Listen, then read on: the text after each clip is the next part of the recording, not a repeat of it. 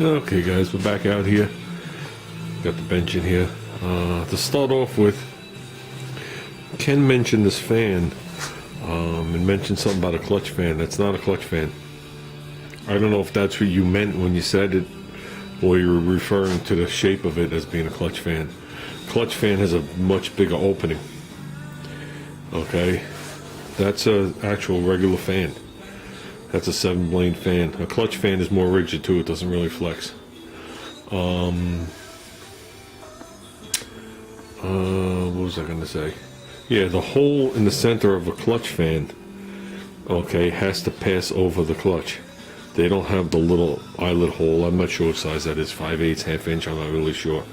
That's how you can spot them right away, because you can't get that over a clutch, and it goes on a clutch from the backside. So with that said, we brought home some parts. I got to take these off, these brackets, bring these to work and finish cleaning them. The strut rod bushings are in the mail, the rubber ones. I did get a return label to send the other ones back. I got to bring those in the house so Junior could drop those off. Got control arms in here and some miscellaneous. Got the steering box, some strut rods. And what we have to look for right now is in between this box and the frame is a triangular piece of aluminum with 3 holes. It's about that thick. It's a spacer.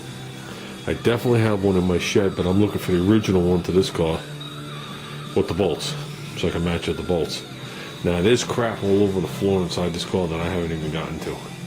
As you can tell, there's no straps holding this car anymore, but the car is still way too far forward, and I haven't gotten it to one side yet. As soon as it's the front end, it'll go back down on the dollies, it'll go back another 3 feet, and it'll shoot all the way over to, say, one side so I could work on it. So right now we're kind of cramped, but let's see what we got in here. Okay, that's what we're talking about. And basically it's these 3 spaces held apart. I'm sure you could use 3 of these. They just put that thin webbing there so it's one part. That goes between the frame rail and the steering box to space it away, to line it up. So believe it or not, this got mentioned on my videos, and I've had people offer these to me. Some people for free and some people for money. So I thought that was nice of them. See if we can find the bolts. We were out here to make sure we had that plate and had those bolts. What I'm going to do with those bolts, I'm not sure. They are grade 8. My way I'm going to replace them with shiny new ones. But like I said, I'm not going to freakish detail on this car. You know what I mean? It's wasted money. That's probably wasted $15 sitting there in bolts. Do I want to waste it? No. Will I waste it? I guess we're going to find out, ain't we? So what we did dig out is the tray, which is still intact. Kinda. It's not disintegrated. I really don't want to touch it too much. But that's the top part, and there is a piece that goes underneath the car, I guess, to stiffen it. Oh, let's reword that. Let's be real. So as the bottom of your car rots out, the whole thing don't come out as soon as it makes a hole that big. But if you remember, we don't have any. Now you can't see it. We don't have any rust where it's sat. Thank goodness.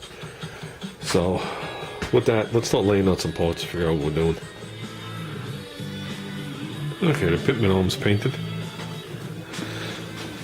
There was no rust on the shaft, so I put a layer of tape around it. That's going to be satin black when it dries. Obviously, I taped the taper and the threads. I took off the rag joint. Nothing wrong with the rag joint at all. No cracks, no dry rot, no nothing. I just think it could look nicer than me just shooting it black. Between this and the little cover. Okay, and then the little bolt stuck over with it. Basically what's going to happen is the arm's going to be black. The box is going to be, I'm going to do it the same color as Ruben's wheels, that graphite. But I'm going to mask off this aluminum cover with the bolts. Okay, so that'll be all that. And the rag joint itself, probably with these brackety things, I don't know, will be black. And put a little detail into it, not much. And that's it. So when you look down, it just looks like you gave a crap. What a biggie. I was hoping to get a lot further than this tonight, but I didn't expect to work on the brakes. So I'm calling it. It's Monday. I don't do much on Mondays. So I'll bring in that triangulated piece and the rag joint pieces. I'll bring them into work tomorrow and clean them. And should have the shocks, I think, tomorrow. We got to find the upper pieces that go inside the car and paint those. Those I'm probably going to do the graphite too, but with a load of clear on them to match the engine compartment. Probably doing graphite, let it dry, and shoot 3 coats of clear on them. I think that'll be a nice appearance of them black. But everything else you're looking at here is pretty much going to be black. Kinda. So, okay, we're getting there. I'd like to get this done, bolted in the car. Done, bolted in the car, just keep going. So the only thing that's not going to be finished painted is the steering pieces. Only because they need adjustment. So we'll paint most of them. We'll blow it in up to like right here and leave this all exposed. And then after we do the final alignment, I'll go in there, like I said, with satin black and a brush, or I'll put paper around and just blow it in, rather than to chip all the paint off and look like shit. Because that's right in your face when you look under the car. So, that's it, guys. I'm calling it. We're getting there. And those, the control arms, since there is some parking on them, I'm going to do that satin black with a brush, so I can put it kind of thick. It will flatten out. But I still got my same can of Rust-Oleum satin black from my wagon, and from the back of this car. This is what I do all my leaf springs with. So if you ever wondering what to paint your leaf springs that won't come off as they bend up and down, perfect. You go in there with a nice wide brush, just do nice uniform coats, let it sit, and you see all the brush marks disappear. Then they satin up. And no matter how you paint a leaf spring, eventually it's going to ooze rust out the side. So, and never paint in between the leaves. Don't take them apart and paint them.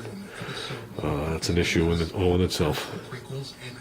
So, okay guys, I've talked enough, I think. And just so you know, this did flatten up. It did dry, so we're good there. I think that's it, guys. I think that's all we're going to do tonight. So we got a storm coming over the next couple of days, so we got nothing to do but staying here.